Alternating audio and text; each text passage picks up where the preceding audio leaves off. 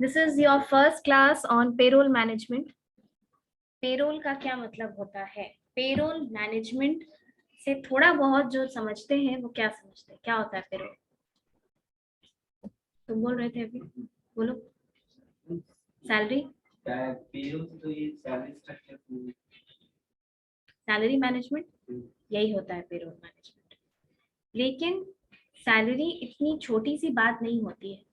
आपको पता होना चाहिए that for any organization salary holds such importance that it is one of the major operating cost for the organization. One of the major, जो कि हर महीने इनकर होगा, है ना? कोविड के टाइम पे देखा था सैलरी की क्या हालत हुई थी जब काम नहीं हो रहा था। तो बड़ी बड़ी जो लोग नहीं समझते हैं बिजनेस, उनको ऐसा लगेगा कि ऐसा भी क्या है कि 2 महीने ठीक से काम नहीं हुआ तो फुल सैलरी नहीं दे सकते, इतना एम्प्लॉयर के पास पैसा होता है, यही सोचते हैं ना।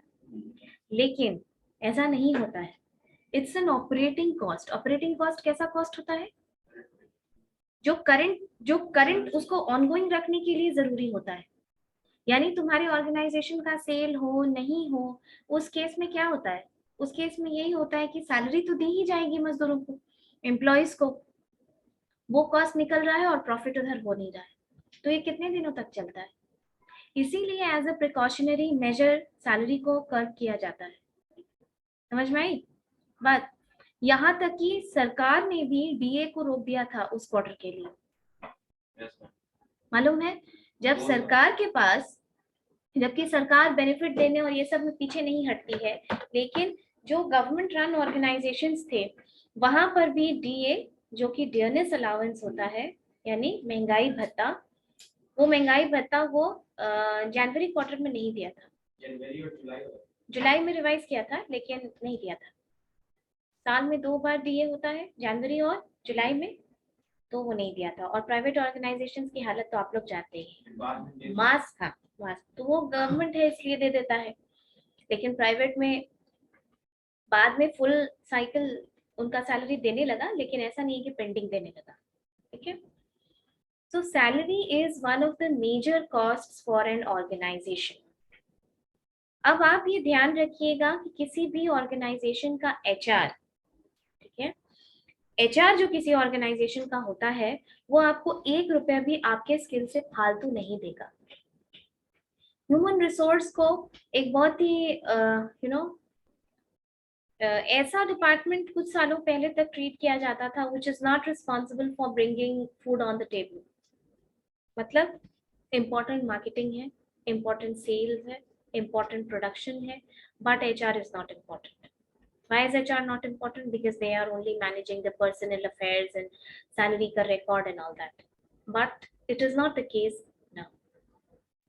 धीरे धीरे जैसे जैसे हम लोग पेरोल मैनेजमेंट में आगे बढ़ेंगे, हम तुम लोगों को समझाएंगे कि बेनिफिट्स जो सैलरी का पार्ट होता है, उसका रोल क्या सिर्फ एम्प्लॉय वेलफेयर है या वो उससे कहीं ज्यादा है, उसका एक्चुअल पर्पस क्या है, और आज के डेट में क्यों एम्प्लॉय वेलफेयर की इतनी बात हो रही है, क्यों वैसे ऑर्गेनाइजेशंस को प्रेफर किया जा रहा है कि वो एम्प्लॉय के सुख के लिए ऑर्गेनाइजेशन में काम करें।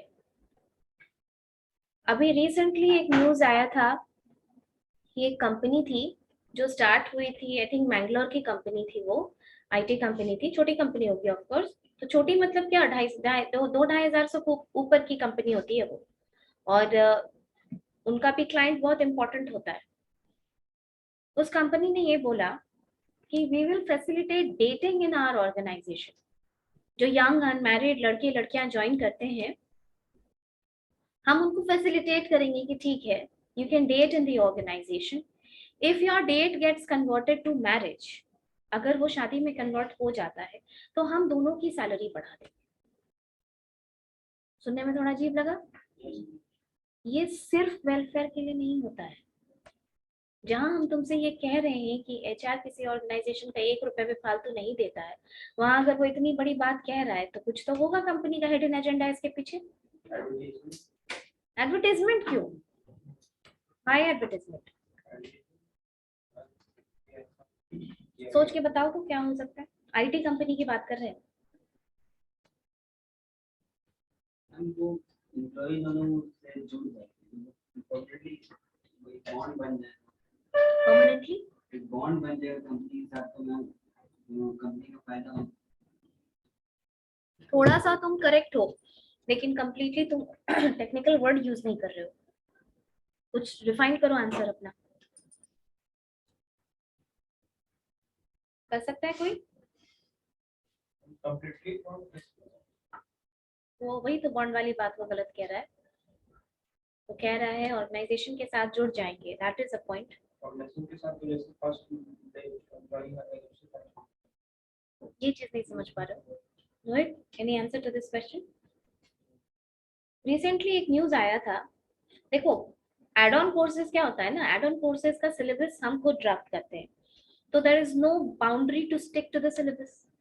इसीलिए बहुत सारा इंपॉर्टेंट और बाहर का इंफॉर्मेशन इसमें दिया जा सकता है इस कोर्स में।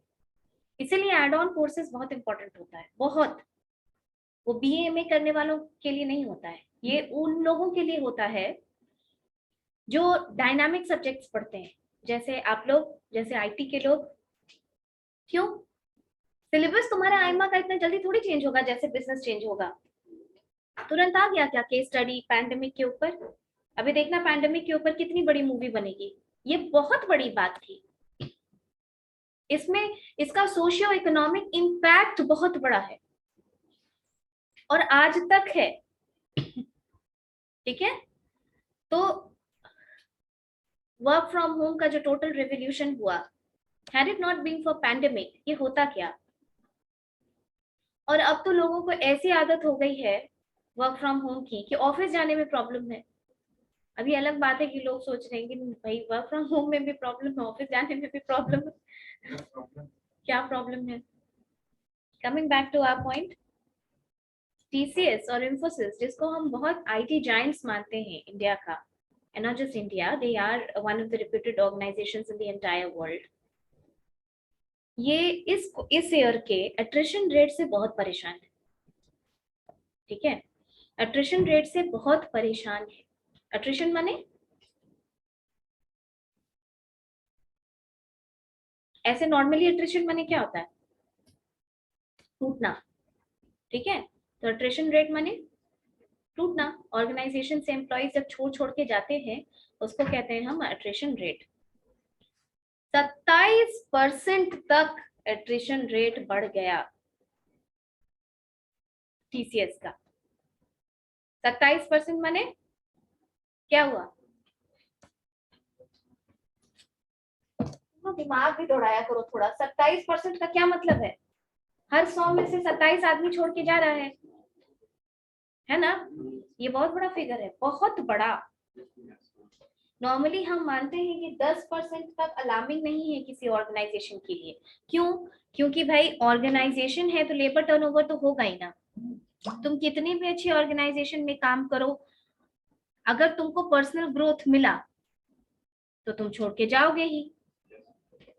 ये अलग बात है कि तुम कभी बैक बाइटिंग नहीं करोगे अपने ऑर्गेनाइजेशन के लिए। कि टाटा में काम करने वाले लोग बहुत खुश होते हैं, because Tata is one company that takes good care of the employees, हर लिहाज में, फैसिलिटी वगैरह सबके लिहाज में।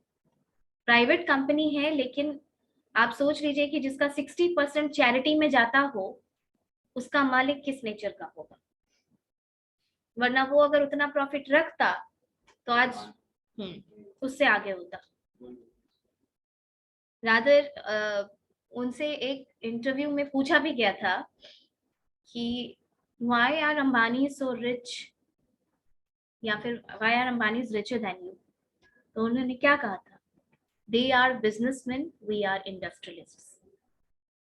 ठीक है, अभी रिसेंटली बहुत अप्रिशिएट किया गया उनको। वो अपनी टाटा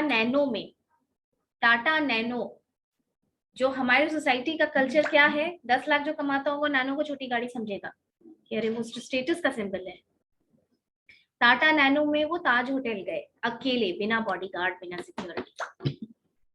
सो कंपनी का जो हेड होता है ना, उसकी जो फिलॉसफी होती है वो कल्चर, तुम लोग को थोड़ा बहुत हम कल्चर के बारे में बताएंगे, हालांकि वो ओबी का पार्ट है कि ऑर्गेनाइजेशन का कल्चर कैसे पता चलता है।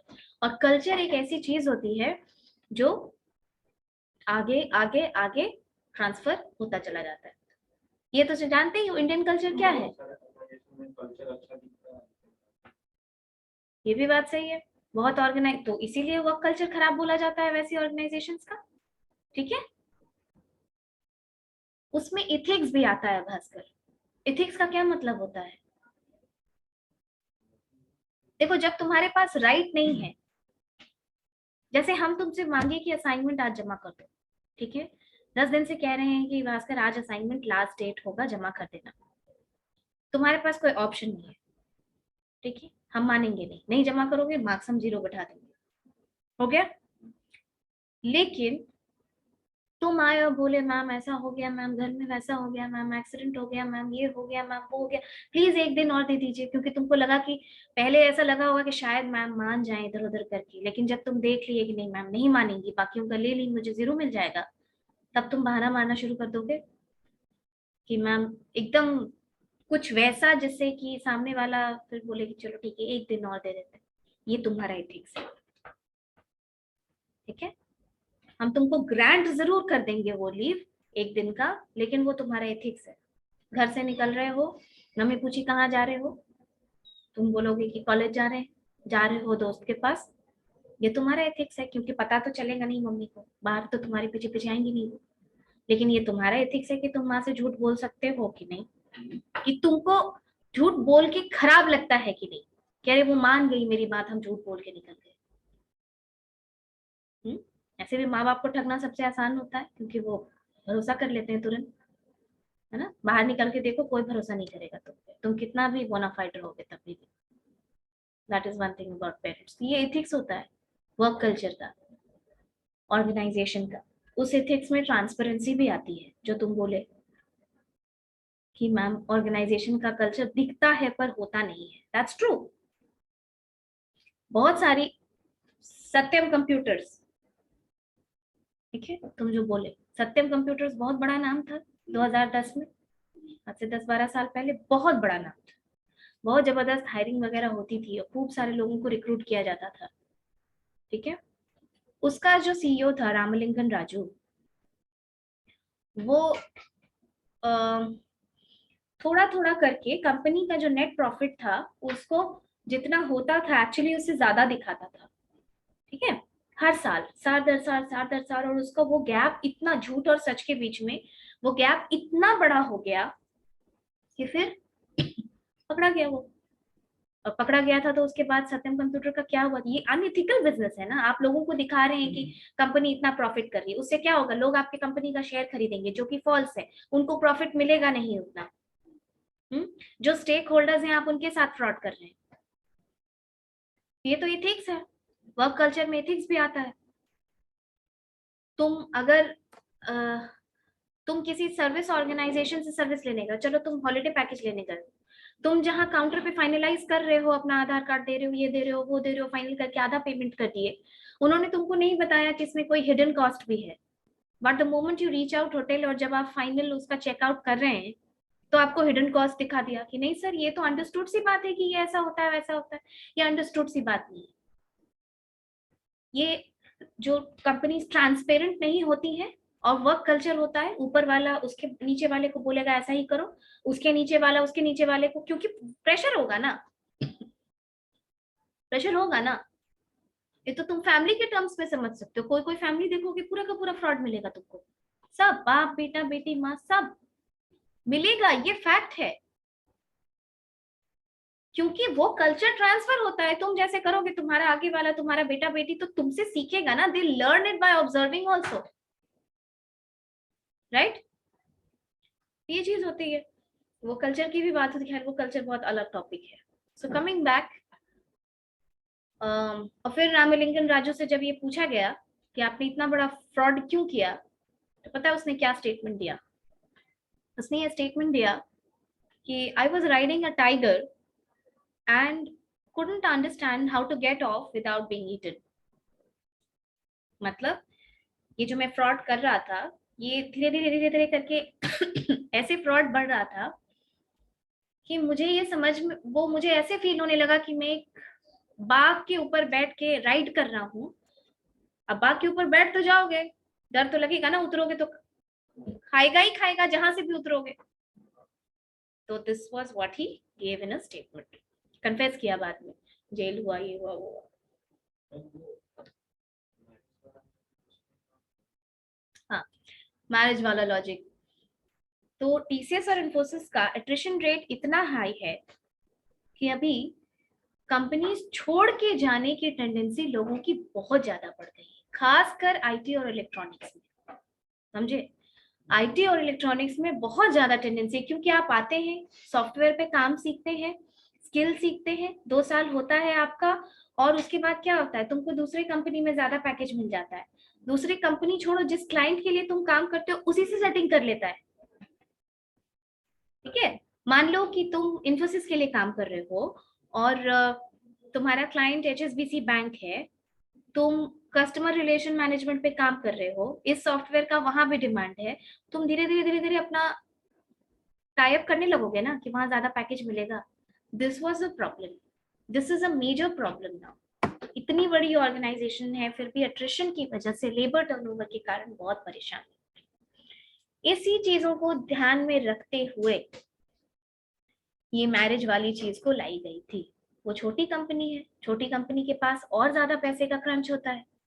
इस तरीके से अगर लोग छोड़ छोड़ के जाने लगे 1.5 साल में, हम तुमको ग्राफ से समझाए थे ना जब वर्कशॉप पढ़ा रहे थे कि लेबर टर्नओवर का क्या प्रॉब्लम होता है। उसमें रिक्रूटमेंट कॉस्ट लगता है और ट्रेनिंग कॉस्ट लगता है, और क्या क्या होता है। अनुराग बोलो, तुम क्लास बहुत सिंसियरली करते हो लेकिन बोलते नहीं हो। बोलोगे, गलती करोगे तो सीखोगे। आपको हायर किया गया, रिक्रूटमेंट का कॉस्ट लगा। हाँ, देखो, रिक्रूटमेंट का कॉस्ट लगा, तुमको ट्रेन करने का कॉस्ट लगा, तुमको तुम्हारे ऊपर जो सैलरी खर्च की गई उसका कॉस्ट लगा। तुम जब काम करते हो किसी ऑर्गेनाइजेशन में, तुम्हारा जो परफॉर्मेंस का ग्राफ है और टाइम का ग्राफ है, क्या फर्स्ट डे से यहाँ ऐसे जाता है क्या ग्राफ? नहीं जाता है। फर्स्ट डे वो यहीं से स्टार्ट होता है। तुम कितना भी यहाँ पीजीडीएम में पढ़ लो, जब काम करने जाओगे तभी तुम्हारा प्रोडक्टिविटी दिखेगी, बाकी सब कॉन्सेप्ट यहाँ रहता है। ठीक है, वो यहाँ से शुरू होता है, नेगेटिव से, नॉट इवन जीरो, नेगेटिव। थोड़े टाइम में आप नेगेटिव से जीरो आते हैं, तब आप पॉजिटिव की तरफ बढ़ते हैं धीरे धीरे, और 2 साल तक तो परफॉर्मेंस धीरे धीरे ही बढ़ता है। और by the time you have spent 2 years in the organization, you have learned everything, you have got acquainted with the culture of the organization. Now you leave and go. जब तुम छोड़ के जाते हो तो तुम ये सोचते हो कि तो क्या अनएम्प्लॉयमेंट तो इतना है, लोगों को दूसरे को हायर कर लेंगे। रिक्रूटमेंट का कॉस्ट बहुत बड़ा कॉस्ट होता है, बहुत बड़ा। और दूसरी चीज, तुम्हारा जो प्रोडक्टिविटी है और जो नए बंदे का प्रोडक्टिविटी होगा सेम होगा, वो अगले 2 साल तक भी वो प्रॉब्लम होता रहेगा, वो काम ही सीखता रहेगा। सोचो, तुम फर्स्ट ईयर में आए थे तो कैसे कैसे थे, कंफ्यूजन टाइप का था ना, तो इतना तुम्हारा इतना कॉन्फिडेंस तो तुमको नहीं था। अभी आते हो, सब पता है कहाँ असाइनमेंट, कौन टीचर, किस क्लास में, थोड़ा सा फील होता है ये चीज। सोचो कि हाँ, था, लगता था। ठीक है, ये सारी चीजें आपको धीरे धीरे कॉन्फिडेंस आता है और आप धीरे धीरे वर्क डिलीवर करते हैं, आप सीखते हैं। And after that time you leave the organisation, it's a heavy loss. शादी कर लिया तो हस्बैंड वाइफ दोनों, दो आदमी को एक साथ वो रिटेन करेगा। दैट रिटेनिंग कॉस्ट जो उसने कहा कि सैलरी बढ़ा देंगे, that is very less in amount in comparison to the entire cycle of recruitment and training. फायदा सब समझा दिया, अभी देखो इसको फिर वही बात पूछ रहे हैं। दोनों हस्बैंड एक ही जगह रहे, 2 एम्प्लॉय एक साथ रिटेन होगा, इसलिए रिटेन होगा क्योंकि ये आपको बिजनेस को थोड़ा सोसाइटी के साथ भी जोड़ना होगा। हस्बैंड वाइफ जब एक ही ऑर्गेनाइजेशन में रहते हैं तो उनको थोड़ी स्टेबिलिटी फील होती है कि हम लोग एक ही जगह पे हैं, घर सिमटा हुआ है, तुम क्या प्रेफर करोगे कि तुम्हारी वाइफ अंडमान में काम करे और तुम यहाँ काम करो? तुम ये प्रेफर करोगे ना कि तुम भी या तो अंडमान में रहो या तो वो भी यहाँ यहीं पर रहे? ये करोगे? एक ही ऑर्गेनाइजेशन में हो जाए जहां सहूलियत हो, अच्छा लाइफ हो, फैसिलिटी हो, वो और भी ज्यादा अच्छा होगा कि नहीं? एट्रिशन रेट बहुत बढ़ गया है। इसके लिए जो नया रूल लाया था टीसीएस ने, टीसीएस या Infosys, I have to read it, तो उसमें कुछ ये था कि आप अगले 6 महीने तक ऑर्गेनाइजेशन छोड़ने के बाद कॉन्ट्रैक्ट कीजिए कि जिस क्लाइंट के साथ आपने काम किया उस क्लाइंट के साथ आप अगले 6 महीने तक एम्प्लॉयड नहीं होंगे। 6 महीने था ये 1 साल, क्योंकि वो क्लाइंट ही हायर कर लेता था लोगों को।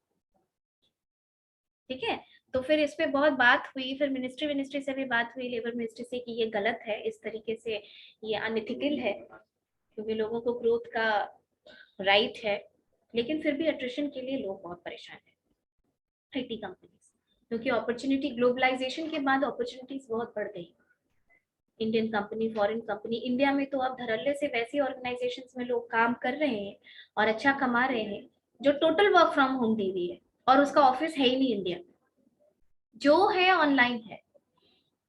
पहले डेल ऐसा ही था ना, था ना यहाँ पे, जब वो स्टार्ट में आई थी तो इट्स लाइक दैट। पेरोल के साथ और भी इंपॉर्टेंट चीजें हम बताते रहेंगे। पेरोल का मतलब क्या होता है? पेरोल का मतलब होता है it's the list of employees who are working in the organisation. ठीक है, और पेरोल मैनेजमेंट का, the management of the process of giving salaries to people is known as payroll management. Okay, लिखो। पेरोल तो एक ऐसा भी होता है ना, जैसे जो कंपनी का एम्प्लॉय है, हाँ थर्ड पार्टी पेरोल भी होता है। हाँ ज्वाइनिंग, हाँ मैंने पेरोल का मतलब यही जाना। हाँ, वही होता ही है। जैसे कि आप हाँ। एचडीएफसी में हो, डायरेक्ट एचडीएफसी अगर आपको सैलरी दे रहा है तो आप उसके पेरोल पे। देखो, और एक होता है थर्ड पार्टी, हाँ, कोई अलग से कंसल्टेंसी वगैरह। इसमें दो चीजें हैं। एक, कभी कभी क्या होता है, रिक्रूटमेंट बहुत बड़ा काम होता है, तुमको हम बार बार बता रहे हैं कि रिक्रूटमेंट एक बहुत माथापच्ची करने वाले लोग हैं। एक बार ऑर्गेनाइजेशन में आ गया गलत आदमी, तो फिर तुम उसको तुरंत अगर हटाए तो भी तुम्हारा लॉस, वो रहा तो भी तुम्हारा लॉस, क्योंकि वो काम तो कर ही नहीं रहा है। So recruitment is a very very strategic activity in the organisation. Okay, तुम इसमें कह रहे हो, वो बात सही है। कंसल्टेंसी को वो लोग आउटसोर्स कर देते हैं। कुछ ऑर्गेनाइजेशन है ना जो रिक्रूटमेंट पे खर्च नहीं करना चाहते हैं, वो कंसल्टेंसी को आउटसोर्स कर देते हैं कि आप हमारे लिए लीजिए। अब वो एम्प्लॉय मैनेज करने का काम किसका हो गया? कंसल्टेंसी का। तो वो उसका माथापच्ची नहीं है, जो लफड़ा है वो ले उससे है। तुमको कोई शिकायत है तो तुम कंसल्टेंसी में दोगे। जैसे कैसे पटना में भी कंसल्टेंसीज हैं, मैन पावर की जो कंसल्टेंसी है, घर में कोई बूढ़े बुजुर्ग हैं, अगर वो बेड रिडन है तो उनके लिए नर्स मिलती है या कोई मेल स्टाफ मिलता है, तो उसको तुमको उससे कोई मतलब नहीं है। तुम जो पैसा दिए वो कंसल्टेंसी को जाएगा, और कंसल्टेंसी उसको काट वाट के जितना अपना कमीशन रखना है और जितना उसको देना है वो है। प्लस वो ज्यादा अच्छे से काम करता है। क्यों? तुम अगर शिकायत करोगे तो फिर दूसरे किसी को वो मैन पावर रिकमेंड नहीं करेगा ना, वो स्टाफ को रिकमेंड नहीं करेगा, इसीलिए। ठीक है, और दूसरा फैक्ट्रीज, जब फैक्ट्रीज एक्ट की आप बात करते हैं, आप देखिए यहाँ राजीव नगर में आने के टाइम पर वो डेली वेजेस वाले वर्कर कितने खड़े रहते हैं, देखे वो सब डेली वेज वाला है। ठीक है, फैक्ट्रीज एक्ट ये कहता है कि कोई भी वर्कर, या तो जो वो प्रिंसिपल एम्प्लॉयर उसको हायर करके लाया है, प्रिंसिपल एम्प्लॉयर माने मेन एम्प्लॉयर, या फिर जो कॉन्ट्रैक्टर वगैरह के थ्रू आता है, कॉन्ट्रैक्टर वगैरह के थ्रू आता है, दोनों ही उस फैक्ट्री का वर्कर है। ठीक है आदित्य, तो ये दोनों केस में अलग अलग। Okay, right up. पेरोल का डेफिनेशन लिखो। Payroll is the list of employees in the organisation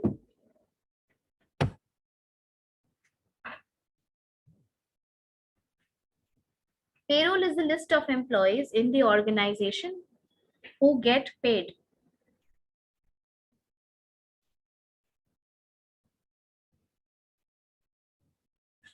who get paid.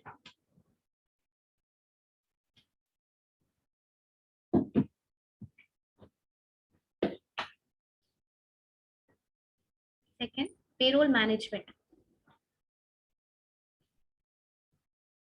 Payroll management में लिखो the process of paying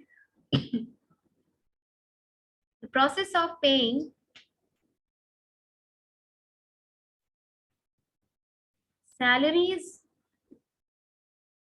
to the employees. The process of paying salaries to the employees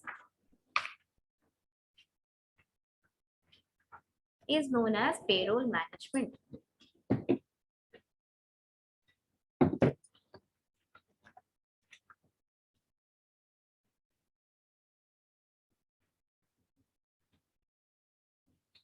ठीक है, आज की class में इतना रहने दो, नेक्स्ट